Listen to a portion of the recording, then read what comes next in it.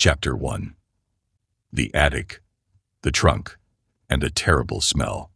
The summer that Zara Chen turned 11 years old was the summer she discovered that her grandmother had been keeping the most extraordinary secret in the history of their entire family. It started, as many great adventures do, with a sneeze. Zara was in her grandmother's attic on a rainy Tuesday afternoon in July, searching for an old board game that Grandma Nadia had promised would be the most fun you've ever had in your life. Zara had her doubts about this. Grandma Nadia had also once described a bowl of cold cabbage soup as the most delicious thing you'll ever taste, and that had turned out to be deeply, horribly untrue. Still, Zara climbed the creaking wooden stairs to the attic, ducked her head under the low door frame, and stepped into a world of shadows and dust and forgotten things. The attic smelled like old paper, cedar wood, and something faintly spicy that Zara couldn't quite name. Cardboard boxes were stacked in crooked towers. Dusty lamps with broken shades leaned against the walls. A rocking horse with one eye missing stared at her from the corner with a slightly unsettling expression. Rain hammered against the small circular window, and outside, the gray sky rumbled with distant thunder. Zara pushed past a rack of old coats, squeezed between two towers of boxes, and that was when she found it. Tucked behind a broken umbrella stand, half hidden under a faded purple blanket, was the most magnificent trunk she had ever seen.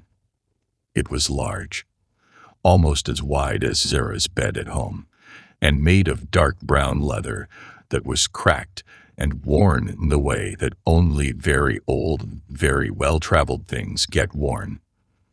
Brass rivets decorated the corners, and two thick leather straps with heavy buckles held the lid closed. Stickers and stamps were plastered all over the outside, faded ones with pictures of mountains and sailing ships, city skylines and tropical trees, deserts and snowy peaks. Each one had tiny writing on it. Vinterholm, Norway. Kaleo Island, Pacific Ocean. The lost city of Amara.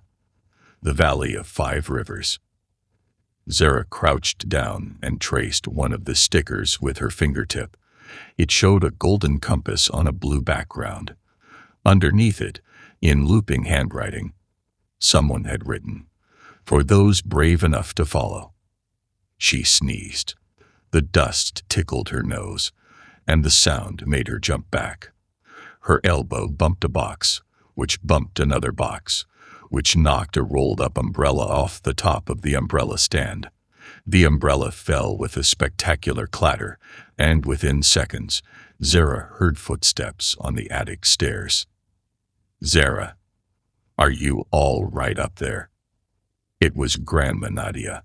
She appeared in the doorway wearing a yellow apron, still dusted with flour from the banana bread she'd been baking.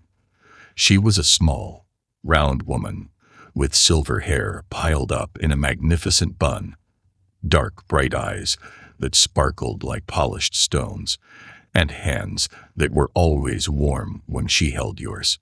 She was 73 years old and moved faster than most people half her age. She saw the trunk. Something happened to her face, a flicker of emotions that crossed it like clouds crossing the sky. Surprise, then recognition, then a deep, warm nostalgia, like someone hearing a song they haven't heard in decades. Her eyes went soft. "Oh," she said quietly. "There you are." "Grandma," Zara said. "What is that?" Grandma Nadia crossed the attic slowly, her hand reaching out to touch the trunk's lid the way you'd touch something precious and fragile. She was quiet for a long moment. "That," she finally said, "is the reason I became a travel writer." She looked at Zara with a small, mysterious smile. "And I think it's been waiting for you." Downstairs, with the banana bread cooling on the rack and 2 mugs of hot chocolate steaming on the kitchen table, Grandma Nadia told Zara the story. When Nadia was a young woman, just 22 years old, freshly graduated from university, and with absolutely no idea what to do with her life, she had received a phone call from a great uncle she had never met. His name was Cornelius Maximilian Vance, and he was, according to her parents, completely and utterly eccentric. What he was, it turned out, was one of the greatest explorers of the 20th century. Uncle Cornelius had traveled to every continent, mapped rivers that had no names, climbed mountains whose peaks nobody had ever photographed, and written 17 books about his journeys, none of which had been published, because he found publishers too fussy about spelling. He had lived out of a single leather trunk for nearly 50 years. Everything he needed to survive, explore, and document the world had been inside that trunk at one point or another. When he died, he left the trunk to Grandma Nadia, along with a note that said, "For the next adventurer in the family, don't unpack it. Add to it. Pass it on." "And I did," Grandma Nadia said, wrapping her hands around her mug. "I spent the next 20 years traveling the world. I went everywhere that Uncle Cornelius had been, and a few places he hadn't. I wrote about all of it. Every single journey started with opening that trunk and making sure I had everything I needed. And every time I came home, I'd add something new to it. A map, a compass I found at a market, a phrase book from a country where I hadn't spoken a word of the language." She paused, smiling. "And then I met your grandfather, and we had your mother, and then your mother had you. And somehow the trunk ended up in the attic." She reached across the table and covered Zara's hand with her own. "I think it might be time to take it out again," she said. "What do you think?" Zara thought about the stickers, the compass, the words, for those brave enough to follow. "I think," she said slowly, "that I'm going to need to call Oliver." Oliver Becky arrived 20 minutes later, still wearing his football cleats because he'd come straight from practice, tracking mud across Grandma Nadia's clean kitchen floor without noticing. He was 10 years old, 1 year younger than Zara, with close-cropped hair, a gap-toothed grin, and an extraordinary talent for asking exactly the right question at exactly the right time, as well as an extraordinary talent for accidentally breaking things, which Zara had learned to account for. "A magical trunk," he said, his eyes going wide. "I didn't say magical," Zara said, "but it might be, right?" He looked at Grandma Nadia hopefully. Grandma Nadia laughed. "I suppose," she said, "that depends on your definition of magical." They carried the trunk downstairs together. It was surprisingly heavy, and set it on the living room floor. Grandma Nadia unbuckled the straps with practiced fingers, lifted the lid, and the spicy smell Zara had noticed in the attic billowed out. Cedar and old leather and something like cinnamon and salt air all mixed together. It was the smell, Zara thought, of faraway places. Inside the trunk was a world in miniature. There was a compass with a cracked face and a needle that still spun true north. There was a worn leather journal filled with neat tiny handwriting and detailed hand-drawn maps. There were folded paper maps of places Zara had never heard of, held together with rubber bands that crumbled to dust when Oliver touched them. There were small envelopes containing foreign coins, gold ones, silver ones, some shaped like hexagons. There was a waterproof poncho rolled into a tight cylinder, a small first aid kit in a red tin, a mini sewing kit, a notebook with a loop for a pencil, a tiny padlock with 3 keys attached to it on a metal ring, a small compass that fit in your palm, a folding multi-tool with 12 different attachments, a silk scarf in a dozen colors, a flat, floppy sun hat, a flashlight with dead batteries, a power adapter with 4 different plug ends, and tucked underneath everything else, Wrapped carefully in a piece of oilcloth was a passport. It was Uncle Cornelius's passport. It was thicker than any passport Zara had ever seen. Not because the pages were thick, but because so many extra pages had been added over the years. Every page was filled with stamps. Some were purple, some red, some gold. Some were circular, some rectangular, some shaped like animals or landmarks. Dates stretched back decades. Country names crowded every margin. Oliver picked it up reverently.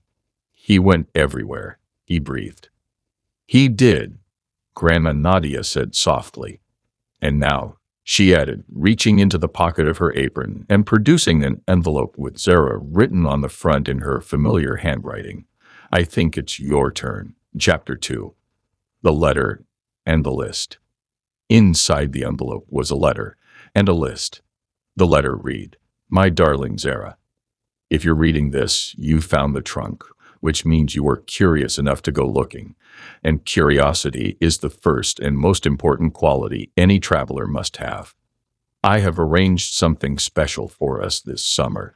You and Oliver, I know he'll be involved, he's always involved, are going to join me on a journey. Not just one journey, 4 journeys. 4 places, each one different from the last. Each one chosen by Uncle Cornelius himself, whose old notes I have been following for 40 years. But before we go anywhere, we need to be prepared. A good traveler never rushes out the door without thinking. A good traveler packs carefully, plans thoughtfully, and respects the places they visit. The list attached will help you get started. All, my love, Grandma Nadia. P.S. We leave on Friday. Pack light. Zara turned to the list. It was written in Grandma Nadia's small, precise handwriting on a piece of paper that had tiny compass roses printed along the border. As compiled by C.M. Vance, updated by N. Chen, and now presented to Z. Chen. Valid passport. Check the expiry date. Travel visa if required by destination country. Printed copies of hotel bookings, flight tickets, and travel itinerary. Emergency contact card. Keep one in your bag and one in your luggage. Travel insurance details. Money and communication. Local currency of destination country. A small amount of home currency for emergencies. A debit or credit card. Let your bank know you're traveling. A charged mobile phone and portable power bank. Power adapter. Different countries use different plug shapes. A list of important phone numbers written on paper, in case your phone dies. Clothing. Weather-appropriate clothing. Research the climate before you go. Comfortable, broken-in walking shoes. One formal outfit, you never know. Light waterproof jacket or poncho. Hat for sun protection. Warm layer even in warm climates. Planes and buses are often cold. Health and safety. First aid kit. Bandages, antiseptic wipes, pain relievers, allergy medication. Any prescription medicines you take, plus a copy of the prescription. Sunscreen, at least SPF 30. Insect repellent if traveling to tropical areas. Hand sanitizer and small packets of tissues. Water bottle, reusable and refillable. Navigation and exploration. Maps of your destination. Paper and digital, compass, a travel journal and pen, camera or notebook for recording memories, a small phrase book of the local language. Luggage tips. Always tag your luggage with your name and contact information. Pack a change of clothes and your medicines in your carry-on bag. In case luggage is delayed, use a luggage lock for security. Roll your clothes instead of folding. It saves space. Leave a little space for souvenirs on the return trip. Oliver read the list 3 times. This is amazing, he said. It's like a treasure map, but for packing.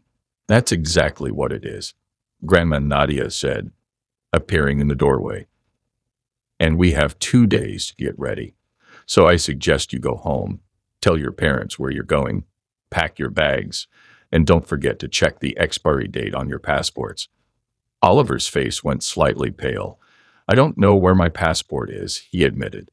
Grandma Nadia raised one perfectly arched eyebrow. Then she said cheerfully, I suggest you start looking. Chapter 3. The Art of Packing, and What Happens When You Pack Wrong. The next 2 days were the busiest of Zara's entire life.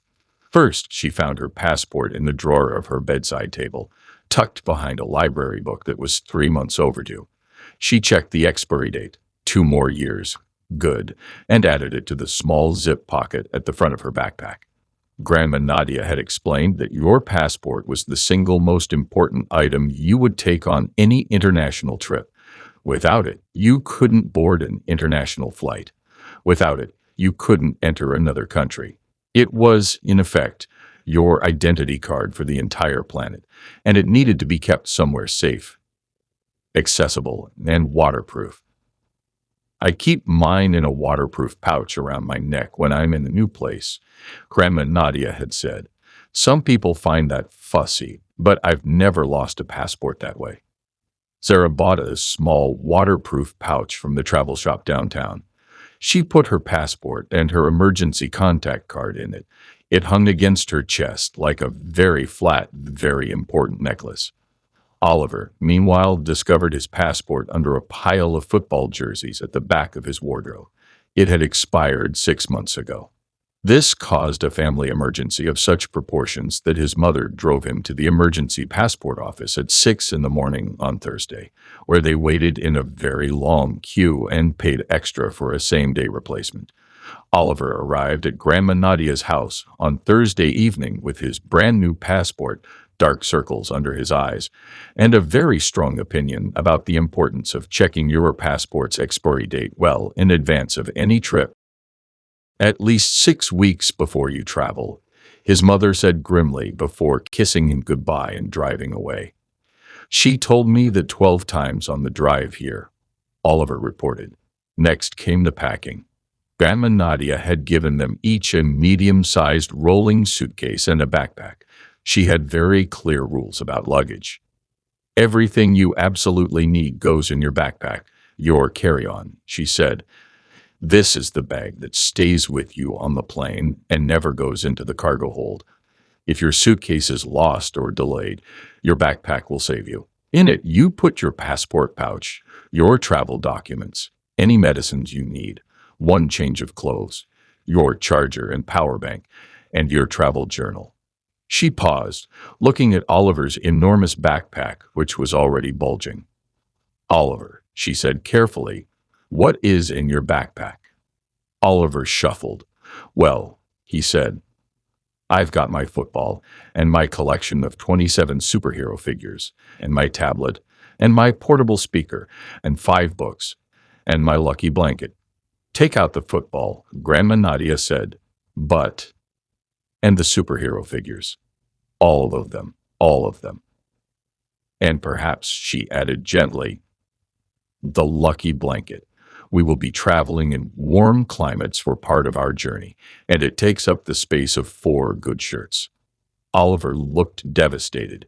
He sat down on the floor and began the painful process of depacking. Sarah, who had made the rookie mistake of packing 7 books and 4 different pairs of shoes, also had to unpack and start again. What Grandma Nadia taught them over the course of a very educational Thursday afternoon was the art of packing light. Think about each item, she said, sitting cross-legged on the carpet, a cup of tea balanced on her knee, watching them with patient amusement.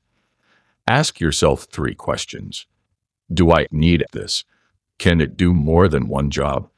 If I left it behind, could I replace it or manage without it? The multi-purpose test was eye-opening. A lightweight cardigan, it turned out, could be a jacket. A pillow on a plane or a blanket if you were cold on a bus. A sarong could be a beach cover-up, a scarf, a towel in a pinch, or a mat to sit on. A dark-colored outfit could be dressed up for dinner or worn on a hiking trail. Comfortable trainers could go everywhere that sandals could go, plus everywhere they couldn't. Pack for the trip you're taking.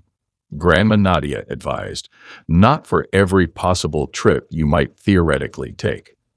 By the time they finished, both suitcases were half empty, which Grandma Nadia declared perfect. What about the stuff we took out? Oliver asked, looking mournfully at the pile that included his football and 19 of his 27 superhero figures. That, said Grandma Nadia, is what comes home with you after the trip. It will be very happy waiting here until you return. She winked. Now, who wants banana bread and a geography lesson? Chapter 4. Up, up and through the clouds. The airport was its own kind of adventure. Zara had been to airports before, but only as a nervous passenger being steered along by her parents. Too busy worrying about being late to notice anything. This time, with Grandma Nadia's calm hand at her back and Oliver bouncing along beside her like an excited puppy, she actually looked. The airport was a city within a city. Its ceilings soared overhead like glass cathedrals. Signs in 20 different languages pointed in every direction. Shops sold everything from luxury handbags to children's books. Restaurants served food from a dozen different countries, and through the enormous windows, a parade of planes moved slowly and steadily in the thin morning light, heading to places all over the world.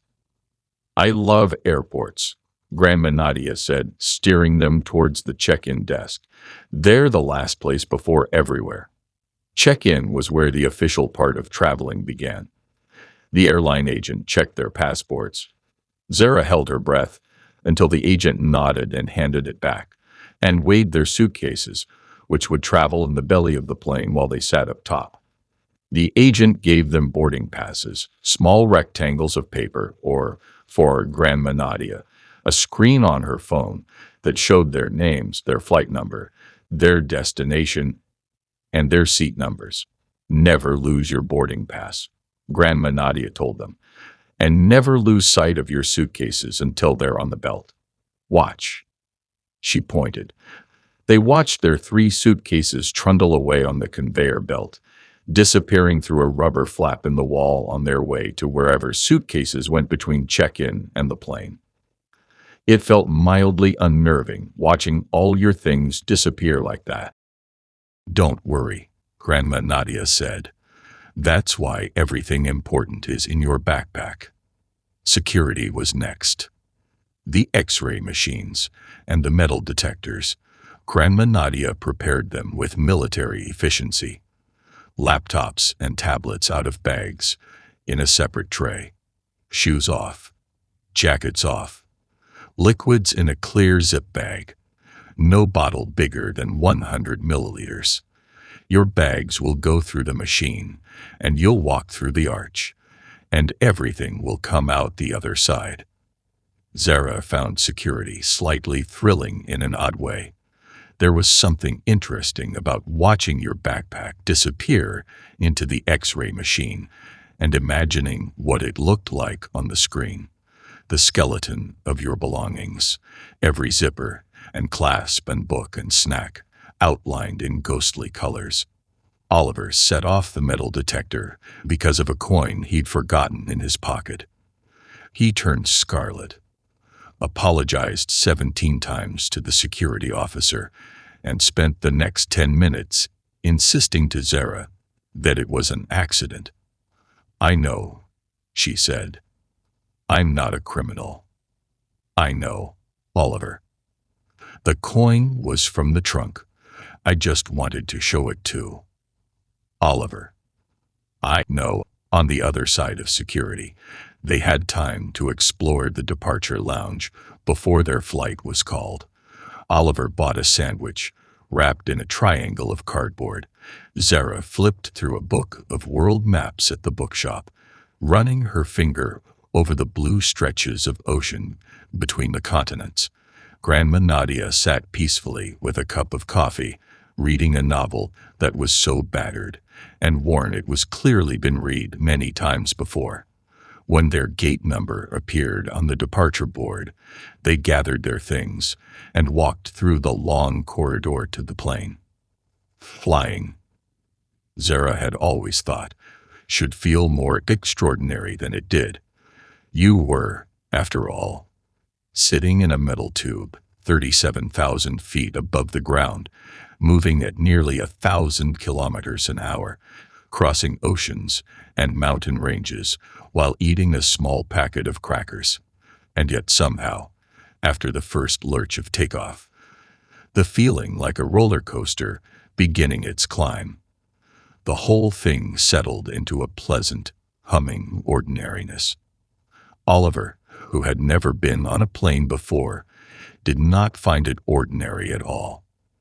His face was pressed against the window for the entire climb, and when the clouds parted below them, and he could see the tiny patchwork of fields and roads and rivers shrinking into the distance, he let out a long, reverent hoo-ah that made the passenger in the row ahead of them look up from his newspaper.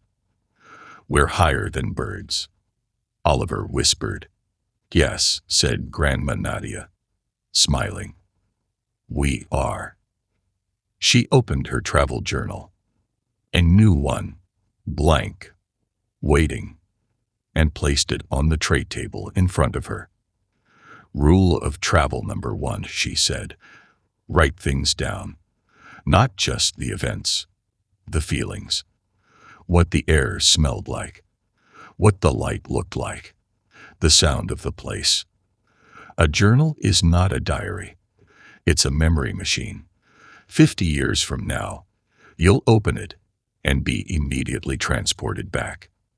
She handed them each a small, clean notebook from the front pocket of her backpack. They were soft-covered, with a loop for a pencil at the side, just like the ones from Uncle Cornelius's trunk.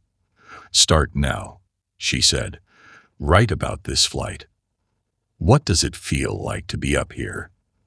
Zara looked out the window at the endless white plain of clouds below them, lit gold by the morning sun. She opened her notebook, clicked her pencil, and wrote. "The clouds look like a second world. Like if you could walk on them, you'd be in a place that nobody has names for yet." She looked at what she'd written and smiled. She was going to like this. Chapter 5. Vinterholm. The village that glittered. Their first destination was a small village in Norway called Vinterholm, which, Grandma Nadia told them, translated roughly to Winter Village. And when the small connecting plane banked over the landscape and Zara got her first view of it, she understood why. Everything was white. Not just white, glittering white. Rolling hills buried in deep snow.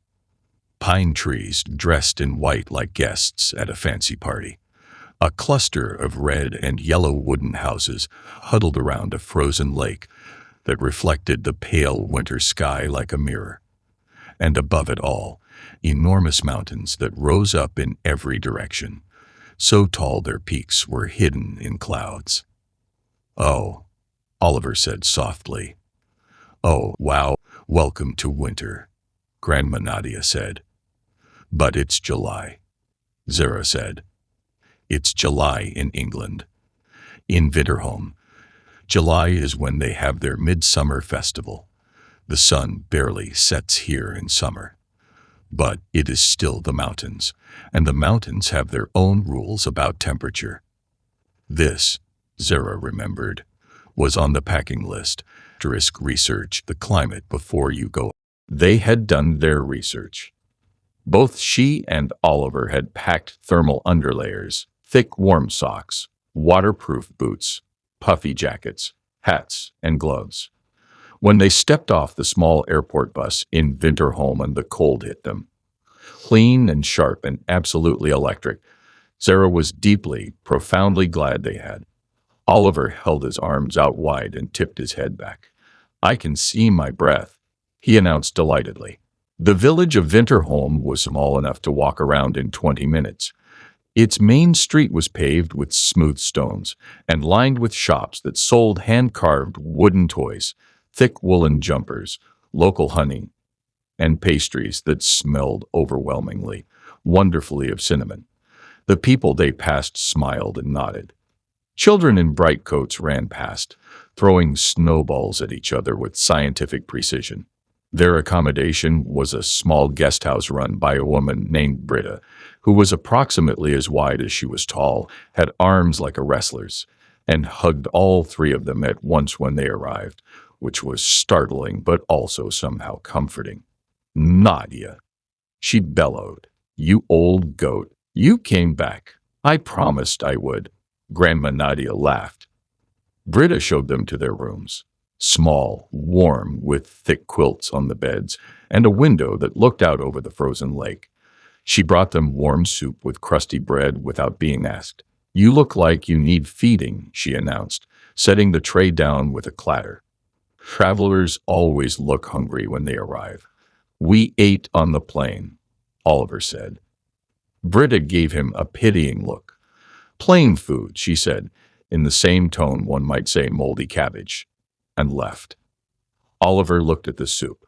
"She has a point," he admitted, and immediately ate 2 bowls. The next morning, Grandma Nadia explained why they had come to Winterholm. "Uncle Cornelius was here in 1962, she said, spreading a map on the kitchen table, while Britta clattered pots behind them, and the smell of fresh coffee filled the room. "He wrote about a trail, a very old trail that goes from the village up through the forest to a viewpoint at the top of the first mountain ridge. He called it the most beautiful short walk in the world." She looked at them both. "I came here 40 years ago and walked it. Now you're going to walk it with me." This sounded wonderful, until Zara read the description of the trail in Grandma Nadia's old guidebook. 5 kilometers each way. Steep in sections. Exposed ridge and final approach. Can be icy. Requires proper footwear and layers. "Proper footwear," Oliver said with great satisfaction, looking down at his brand new waterproof hiking boots. "And layers," Zara added, mentally reviewing the 3 thermal layers she was already wearing. Britta checked their gear before they left with the thoroughness of a drill sergeant. She made them put on extra wool socks. She pressed a tube of high SPF sunscreen into Zara's hand. "Snow reflects the sun," she said firmly. "You can get terrible sunburn even when it's cold. Many tourists forget this. Their noses look like tomatoes by lunchtime." She also handed them each a small foil package. "Emergency warmth," she said. "A heat blanket. If something goes wrong on the mountain, you sprain an ankle, you get lost. It gets dark. You wrap yourself in this. It reflects your body heat back at you. Small as a chocolate bar. Keep it in your pocket." Zara looked at the small silver foil package. It was barely bigger than her fist. "This keeps you warm. Saved my cousin in a blizzard in 1998, Britta said simply. "He is still alive." Zara put it in her pocket very carefully. They also checked Grandma Nadia's first aid kit before leaving.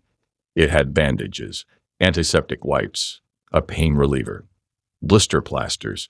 Grandma Nadia was very enthusiastic about blister plasters. New boots plus long hike equals blisters. This is science. And a small but surprisingly loud emergency whistle.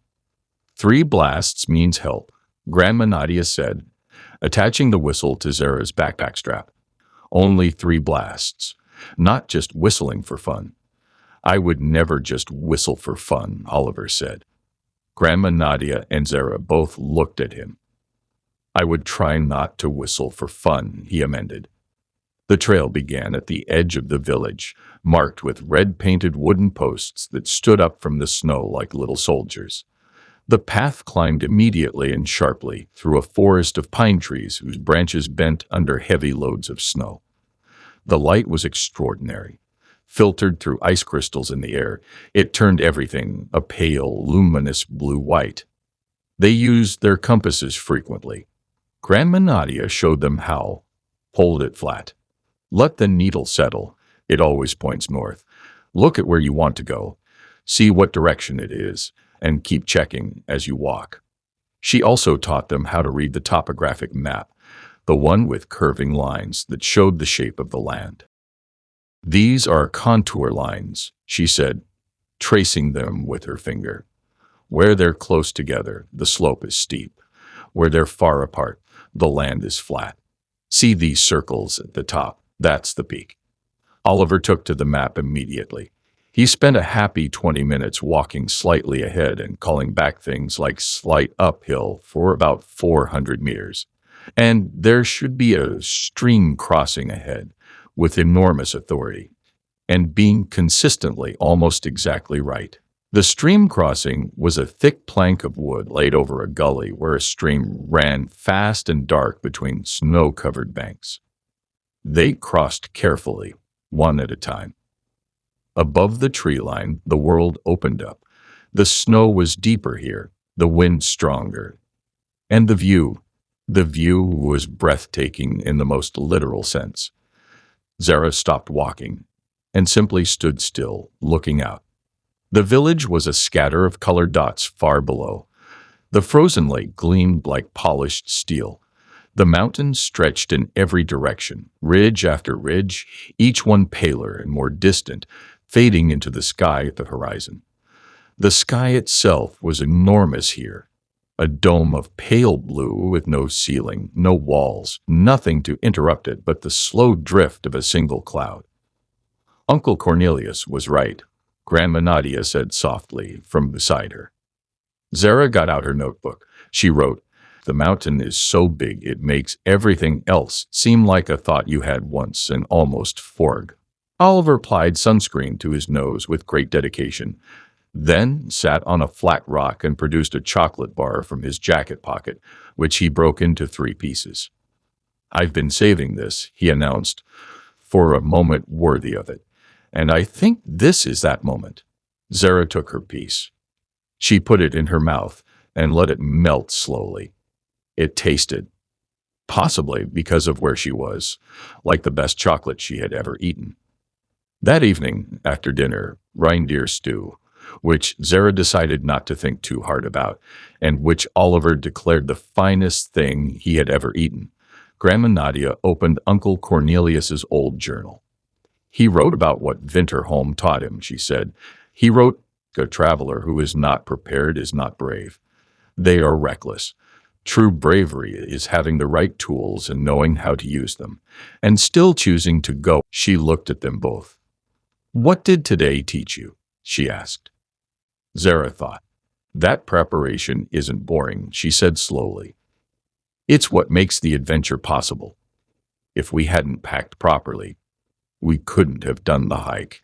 We'd have been too cold, or had tomato noses," Oliver added. "Or had tomato noses," Zara agreed. Grandma Nadia smiled. "Exactly right," she said. "Now get some sleep. Tomorrow we fly to somewhere considerably warmer." Chapter 6. Callao Island, where the sea meets the sky. 2 days later, after 2 more flights and a boat ride on a small ferry that bobbed happily over turquoise waves, they arrived at Callao Island.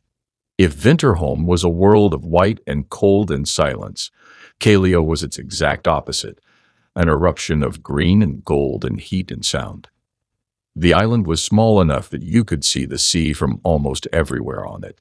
The beach on the western side was a perfect arc of white sand, the water so clear it looked like colored glass. Turquoise near the shore, deep blue further out.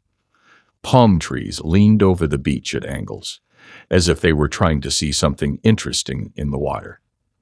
Bright flowers grew everywhere, orange and pink and yellow, climbing up every available wall and fence and tree trunk. The air was warm and heavy and smelled of salt water, coconut, and something sweet and tropical that Zara kept trying to identify. "Frangipani," Grandma Nadia said before she could ask. "The flowers on that tree there. Smell one." Zara leaned toward a cream-colored flower the size of her palm and breathed in. It was the most beautiful smell she had ever encountered, soft and sweet, and somehow both light and deep at the same time. She immediately added it to her journal. "Can I eat it?" Oliver asked. "No," Grandma Nadia said. "Have you tried?" Oliver Their guest house on Kaleo was nothing like Britta's warm wooden house in the mountains. It was an open-air bungalow with white walls, a ceiling fan that turned lazily in the heat, and a wide porch that looked directly out over the garden and beyond it, the sea. There were no glass windows, just wooden shutters that could be opened wide to let in the breeze. Thin white mosquito nets hung over each bed like elegant clouds. The netting isn't just decorative, Grandma Nadia said, tucking Zara's carefully around her mattress. This island doesn't have serious mosquito-borne illness, but many tropical destinations do. Always check before you travel to warm climates, whether you need malaria prevention medication or specific vaccines. Your travel doctor or clinic can advise you. And always use your insect repellent, especially at dusk. She produced a small bottle of repellent from the first aid kit and set it on the windowsill. This is as important as sunscreen here. Oliver had already made the sunscreen mistake. He'd arrived on the island in full confidence, spent 2 hours exploring, and by dinner his arms, the back of his neck, and the tops of his feet were a shade of deep pink that Zara privately thought was quite impressive for someone who'd only been in the sun for a couple of hours.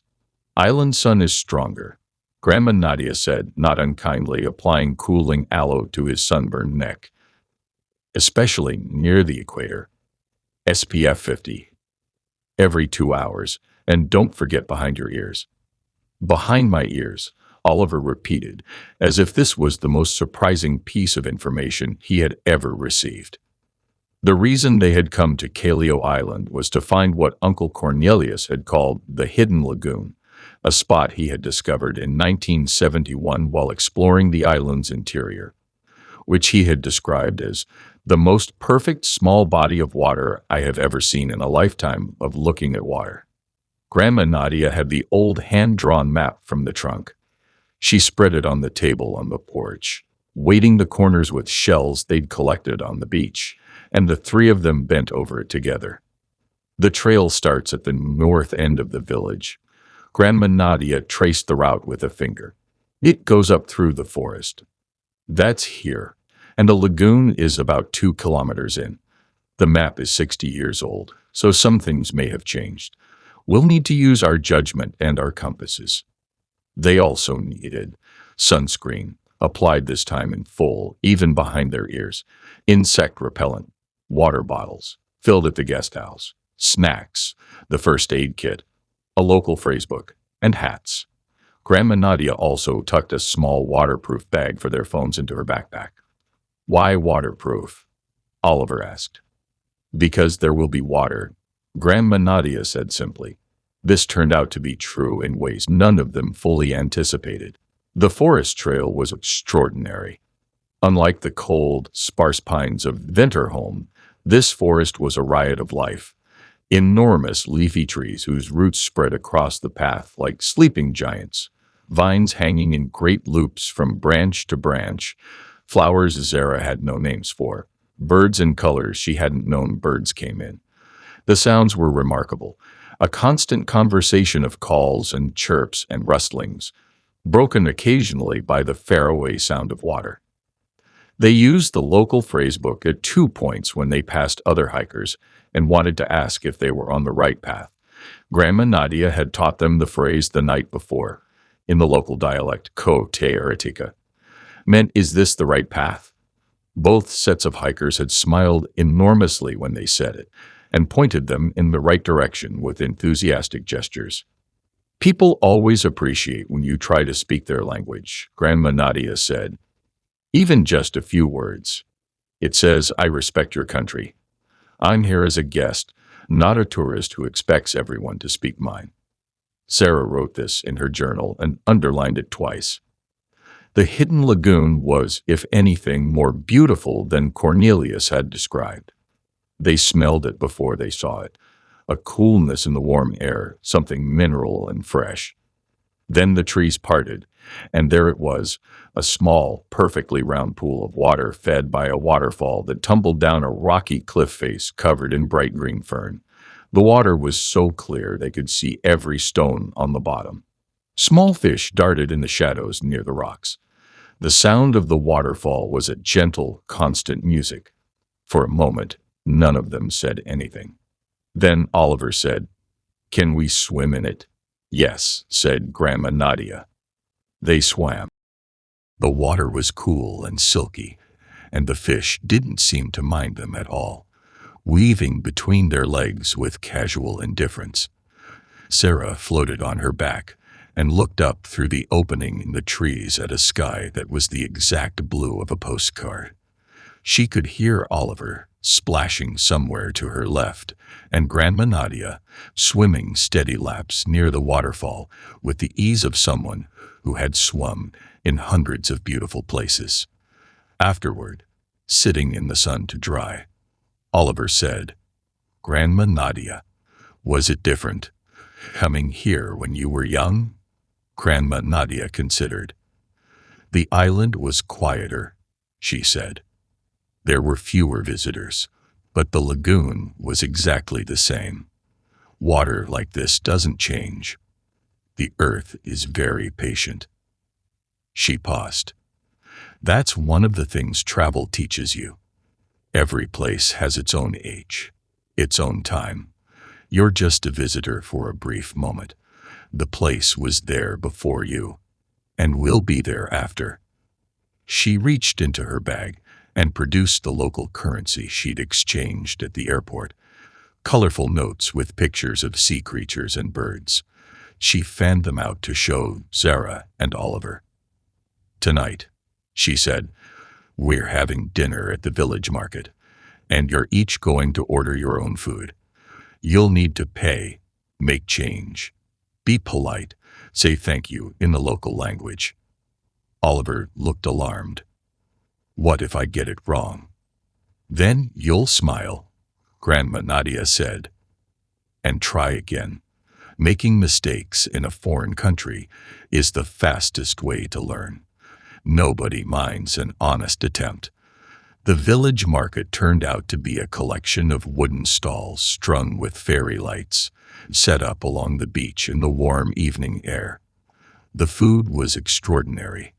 Grilled fish wrapped in banana leaves, sticky rice in coconut milk, fruit so sweet and ripe it ran down your chin.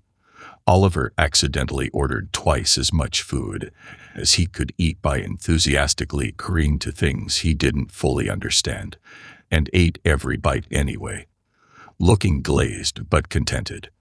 Zara bought a small wooden turtle from a young girl at a craft stall, pressing the colorful local notes carefully into the girl's hand, checking the change she received against the small conversion table she'd written in her journal. The girl said something and smiled. "She says you chose well." The girl's mother translated from beside her. "The turtle is for good journeys." Zara held the small wooden turtle in her palm. "Tell her thank you," she said. Chapter 7. The Desert City of Amara.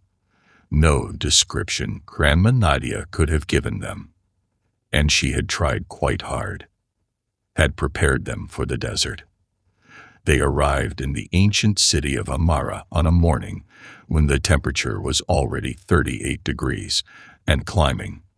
The light was extraordinary, not just bright, but thick, almost solid, like you could reach out and hold a handful of it. The shadows were jet black. The sky was a deep, burning blue, with not a single cloud in it. The city itself was made of stone the color of honey. Its buildings had thick walls and tiny windows, clever architecture designed to keep the heat out. Arched doorways led into cool, shadowy courtyards where fountains played and fruit trees grew in the blue shadows. The streets were narrow and winding, full of the sounds of voices and music and the smell of spices that made Zara think of the trunk, cedar, and something warm and complex and ancient. Amara was built over 2,000 years ago, Grandma Nadia told them, leading them through the old market district, the souk, where colorful fabric hung in great strips between stalls, and silver jewelry glittered in dark doorways, and the air smelled of frankincense and fresh bread and something like roses. Uncle Cornelius came here in 1968 and spent 6 months. He said it was the only city that ever made him feel like he had gone backwards in time. He called it the city that knows all its secrets. Oliver, who was wearing his hat at Grandma Nadia's insistence and applying sunscreen with the dedication of a convert, turned slowly in a circle, trying to look in all directions at once. "I can see why," he said. Traveling in a hot climate, they had learned before arriving, required its own set of preparations. The most important thing was water. You drank more in the heat than you thought you needed, and the desert air was so dry that your body lost moisture without you even feeling sweaty. Grandma Nadia had bought them all large reusable water bottles and made them drink one full bottle before they left the hotel each morning. "Dehydration makes you slow," she said. "It makes your head hurt. It makes you bad-tempered and forgetful. Drink before you're thirsty. By the time you feel thirsty, you're already behind." They drank. They carried spare water in their backpacks. They wore lightweight, loose, light-colored clothing. Dark colors absorbed heat, Grandma Nadia explained, while light colors reflected it.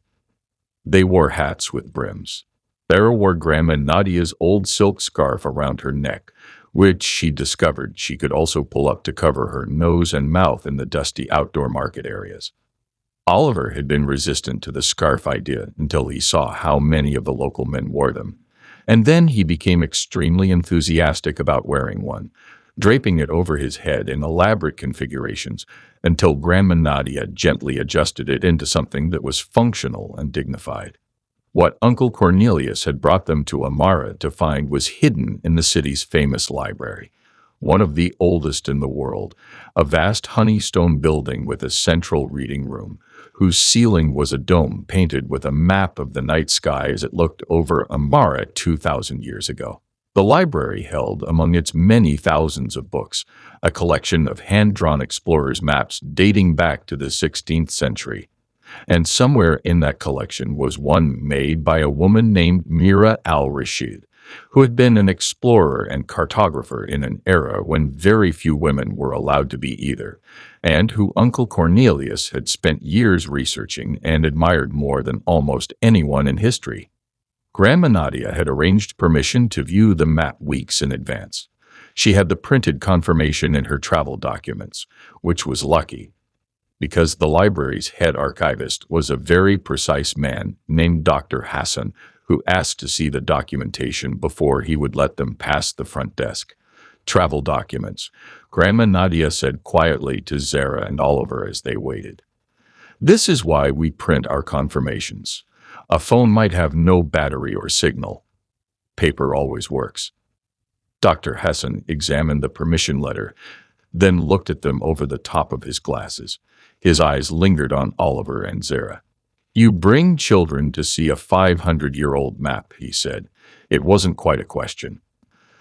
"The next generation of explorers," Grandma Nadia said pleasantly. He considered this. "Very well," he said, and led them into the depths of the library. The map was kept in a glass case in a climate-controlled room, because temperature and humidity, Dr. Hassan explained, were as destructive to old documents as fire or flood, only slower. The room was cool and dim and smelled of very old paper and something slightly chemical. The map was smaller than Zara expected, about the size of a hardback book. The vellum it was drawn on was a warm cream color, the lines done in brown ink that had faded only slightly in 5 centuries. The coastlines were drawn with extraordinary accuracy. The mountains rendered in tiny, careful strokes, the rivers traced in elegant arcs. In the margins were small drawings, a whale, a compass rose, a pair of camels, a ship. In the corner, in script so small Zara had to lean close to read it, were the words, Razem Bayad Mira al-Rashid, drawn by the hand of Mira al-Rashid. Zara stared at it for a long time.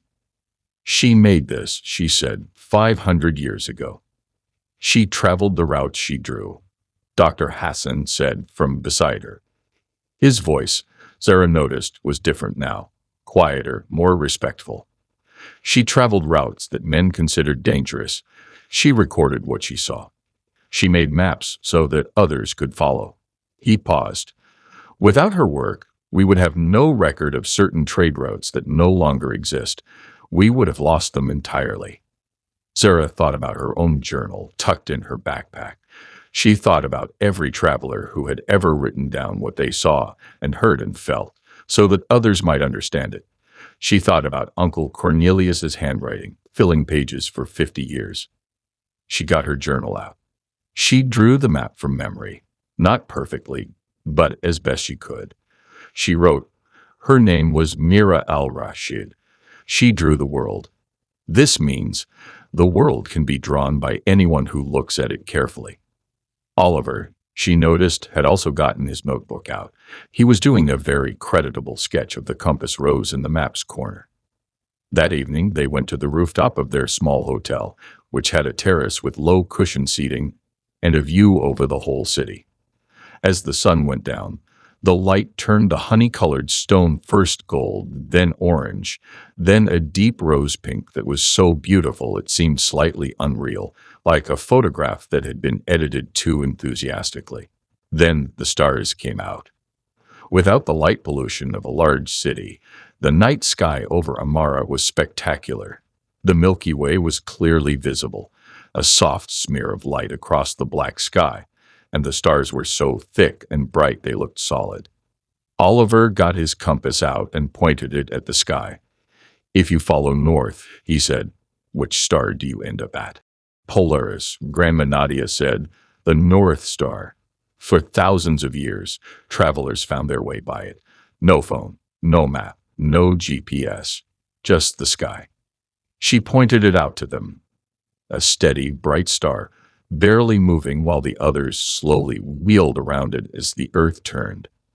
Uncle Cornelius always kept his compass, she said. He said that no matter what other technology you carried, you should always know how to find north. Because the land doesn't have an address. To understand where you are, you need to understand direction. Oliver stared at the North Star for a long time. I want to go everywhere, he said at last. Not just 4 places. Everywhere. Good, said Grandma Nadia. Hold on to that feeling. That's the thing that makes a traveler. Chapter 8. The Valley of 5 Rivers. The last destination was the strangest journey of all. Getting to the Valley of 5 Rivers, the place that Uncle Cornelius had described as his most beloved discovery, the place he had returned to 7 times in his life and cried about when he could no longer make the trip, was not straightforward.